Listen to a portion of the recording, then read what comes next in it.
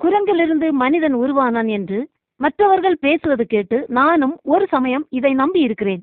அதனால் இப்போது என்னிடம் எழுந்த 2 கேள்விகள் இதுவாகும்.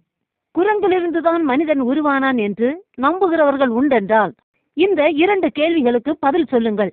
முதல் கேள்வி என்னவென்றால், குரங்கிலிருந்துதான் மனிதன் உருவானான் என்றால் இப்போதுள்ள குரங்குகள் ஏன் மனிதர்களாக மாறவில்லை?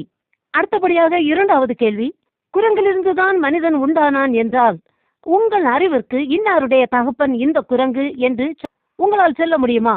இதுதான் அடுத்த கேள்வி. முடியாது. இதை யாரும் சொல்ல மாட்டீர்கள். ஆனாலும் அந்த டார்வின் விஞ்ஞானி எழுதி வைத்ததை நாம் நம்புவோம். அந்த டார்வின் விஞ்ஞானி அதை நிரூபிக்க முடியாமல் செத்து போய்விட்டார். இந்த விஷயம் கர்த்தருடைய பரிசுத்த வேதாகமத்தில் ஆதியாகமம் 2வது அதிகாரம் 7வது வசனத்தில், கர்த்தர் மனுஷனை பூமியின் மண்ணினாலே உருவாக்கி ஜீவ சுவாசத்தை அவன் நாசியிலே ஊதினார், மனுஷன் ஜீவாத்துமாவானான் என்று தெளிவாக எழுதப்பட்டிருக்கிறது. எனவே ஒருவரும் குரங்கிலிருந்து மனிதன் உருவானான் என நினைத்து குழம்ப வேண்டாம். கர்த்தர் நம் அனைவரையும் ஆசீர்வதிப்பாராக. ஆமேன்.